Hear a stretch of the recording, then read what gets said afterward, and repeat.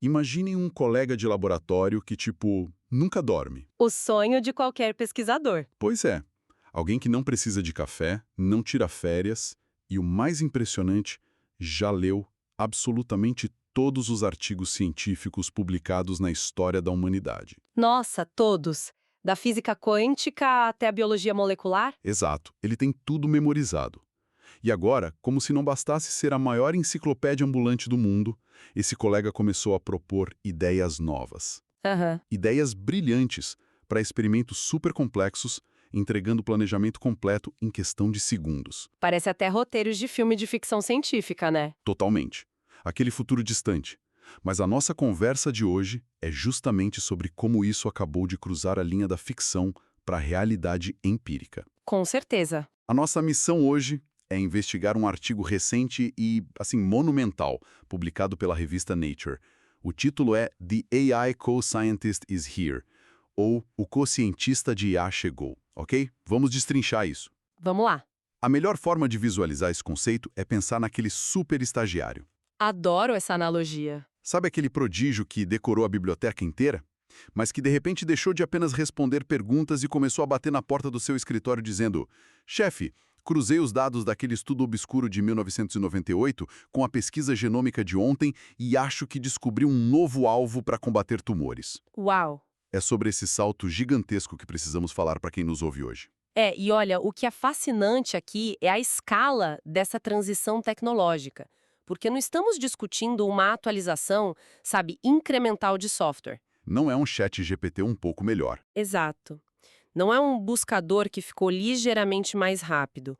O que os pesquisadores detalham nesse artigo da Nature é uma mudança de paradigma estrutural Na própria fundação da ciência, né? na fundação de como fazemos ciência. Porque até muito pouco tempo atrás, a inteligência artificial operava de forma reativa. Aham. Nós pensávamos nela como uma calculadora superpotente ou um assistente de linguagem que resumia textos, maravilhosamente bem. Você faz uma pergunta, ela cospe uma resposta. Perfeito. O que o artigo demonstra é que a IA está abandonando essa postura passiva. Ela está se tornando uma geradora proativa de hipóteses testáveis. Isso muda tudo. Muda o jogo. O objetivo da nossa análise hoje não é só relatar a novidade, mas entender o impacto prático disso na forma como o conhecimento é criado. A máquina está invadindo um território que até hoje considerávamos o bastião intocável da genialidade humana. A capacidade de fazer a pergunta certa. Exatamente. A pergunta certa. Mas espera aí, porque é aí que a intuição de qualquer pessoa que acompanha a evolução tecnológica começa a apitar. Sei bem. Formular uma hipótese científica genuína não exige aquela faísca criativa, sabe? É intuição humana. Aquele momento brilhante. Isso. Quando estudamos a história da ciência, desde a maçã de Newton até a descoberta da estrutura do DNA, a gente sempre celebra aquele momento de eureka. Aham, o salto intuitivo. O salto que conecta coisas que parecem totalmente desconexas, como um sistema que, no fundo, vamos ser sinceros, é feito de código e silício, consegue emular isso? É uma ótima provocação. Estamos falando de um sistema que realmente cria algo novo ou ele é apenas um motor de busca super vitaminado que junta palavras de uma forma que parece inteligente? Essa é a dúvida central. E é excelente que você traga isso, porque toca bem na diferença entre um modelo de linguagem padrão, Esses que a gente usa no dia a dia? isso, para redigir e-mails e tal, e o que os engenheiros chamam de IA agêntica, que é um motor desse conscientista da natura. E a agêntica? Tá, a máquina de fato não tem aquela intuição romântica humana. Ela não tem momentos de inspiração tomando banho, sabe? Claro, não cai a ficha do nada. Exato. O caminho dela para atingir essa criatividade é puramente computacional. É pelo volume de processamento de dados. Mas o resultado final, na prática, é indistinguível de um salto criativo genial. Mas como ela faz essa ponte sem a intuição? Pense nas limitações físicas do cérebro humano. Um cientista brilhante passa a vida inteira se especializando num nicho minúsculo. Sim, vira o maior especialista do mundo naquilo. Igor usa a sinalização de uma proteína específica no fígado, ele lê tudo sobre aquilo. Mas ele dificilmente vai ler um artigo publicado na Rússia há 20 anos sobre a composição química de um fungo no solo. Porque está totalmente fora da bolha dele. Fora do escopo.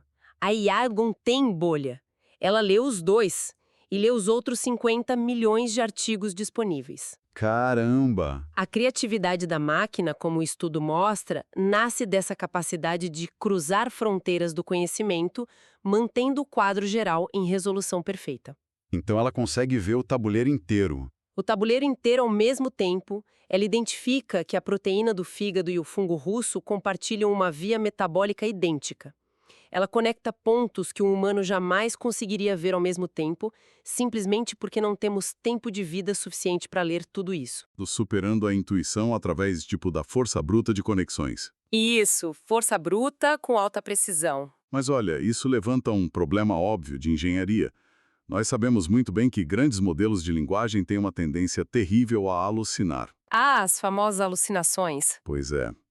Eles inventam referências, misturam conceitos e soam incrivelmente confiantes mesmo quando estão falando uma bobagem sem tamanho. Com certeza. Se eu der autonomia para um sistema desse sair cruzando dados biológicos adoidado, como a gente não acaba com uma teoria absurda dizendo que, sei lá, suco de laranja cura fraturas ósseas? Ia ser um desastre. Qual é a barreira de proteção aí?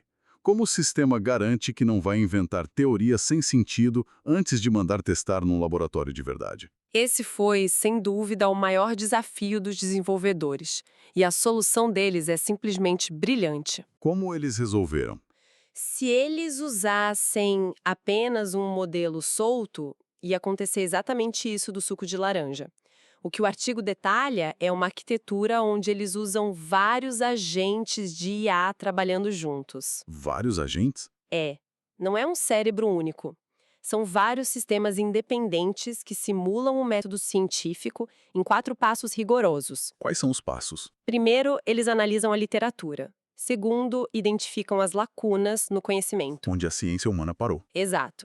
Terceiro, eles geram explicações possíveis. E quarto, sugerem experimentos práticos.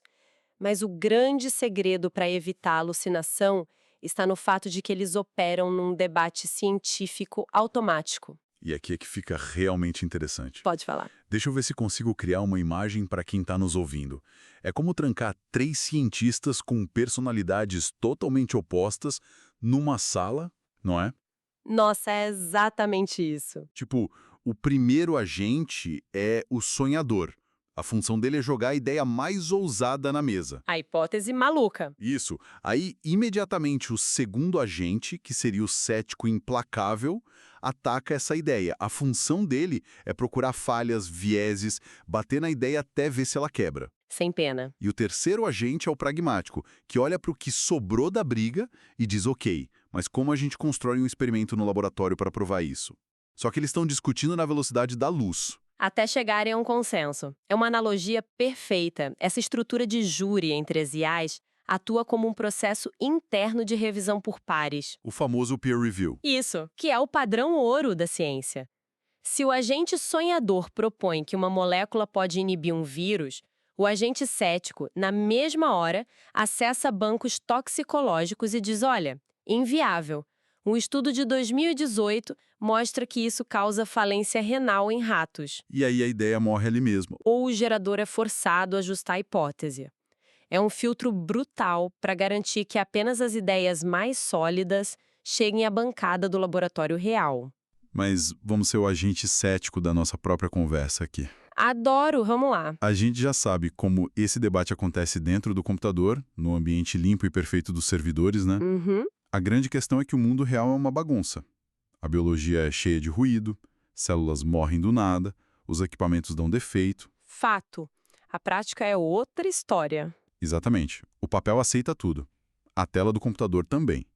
Será que as ideias que saem dessa sala virtual realmente sobrevivem ao choque com o mundo físico? O artigo traz evidências práticas disso. Traz, e a resposta é um sonoro sim. Os dados mostram que os resultados são impressionantes. Sério? Já testaram? Já, não estamos mais no campo das ideias soltas.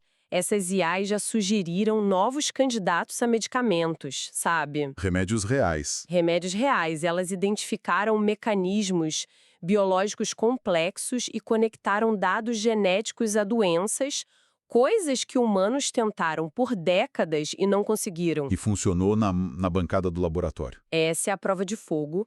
Os pesquisadores pegaram essas hipóteses, foram para o laboratório com células, organoides e modelos animais, e as previsões da IA se confirmaram. Caramba. Os autores até estimam que, se essa tecnologia evoluir como esperado, a velocidade das descobertas científicas pode aumentar em dezenas de vezes. Dezenas de vezes? Sim, em campos vitais, tipo neurociência, descoberta de remédios, astrofísica e genética. Então, o que isso tudo significa? Porque, veja bem, acelerar a ciência em dezenas de vezes soa maravilhoso para quem está esperando uma cura, né? Com certeza. Mas será que mais rápido é sempre sinônimo de melhor?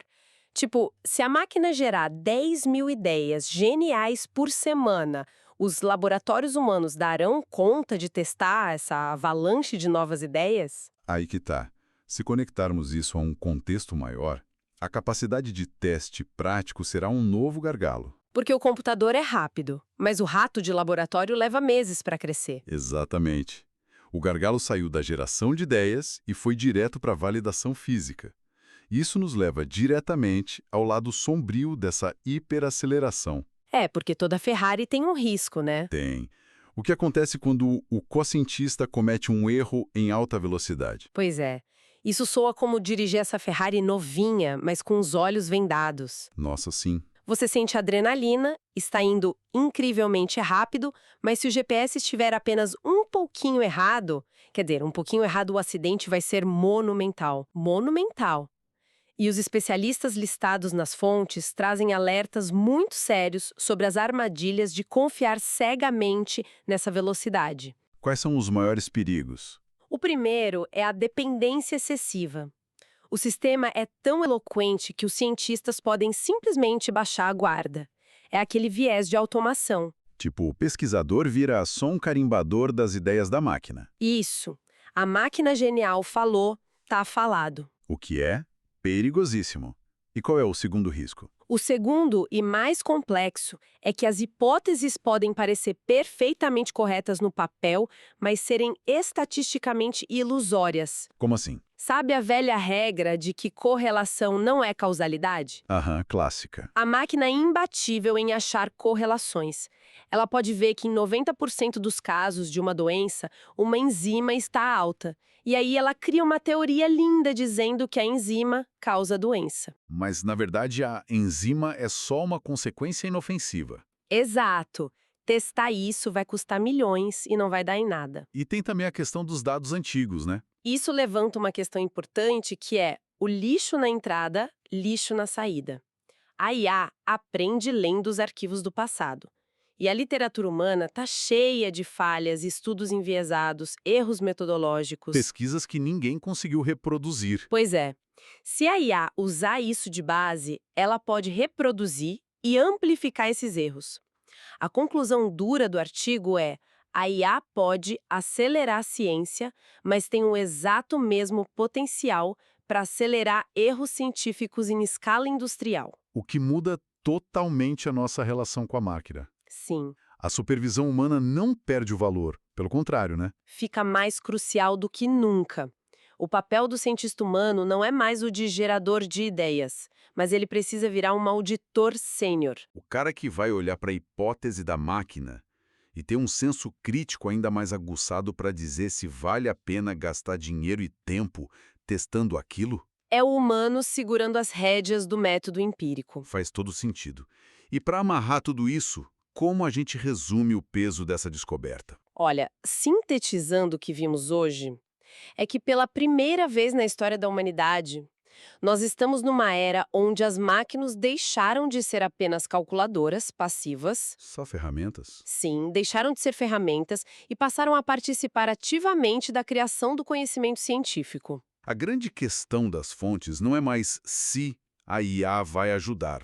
Isso já está acontecendo. Exato. A questão é até onde ela pode ir. E é com esse pensamento que eu quero encerrar o nosso mergulho de hoje, deixando uma provocação para quem nos ouve pensar a respeito. Vamos lá. Imaginem se, num futuro bem próximo, uma IA como essa gerar uma hipótese tão brilhante que resulte na cura definitiva de uma doença grave. Tipo Alzheimer. Exato, Alzheimer. E o pesquisador humano apenas realiza o teste de laboratório que a máquina mandou fazer. Deu certo. A cura está pronta. Nossa! E aí, quem deveria receber o prêmio Nobel? Uau! O humano que apertou o botão e fez o teste prático? A própria inteligência artificial, autônoma que teve ideia original? Ou os engenheiros que a programaram, mesmo sem saberem nada de medicina? Essa é a de dar um nó na cabeça. Pois é, o mundo novo exige perguntas novas. Muito obrigado pela companhia fenomenal de todos que nos acompanharam em mais essa análise profunda. Eu que agradeço. Foi fascinante destrinchar tudo isso hoje. Continuem questionando o mundo, pessoal. Um grande abraço e até o nosso próximo mergulho. Até a próxima!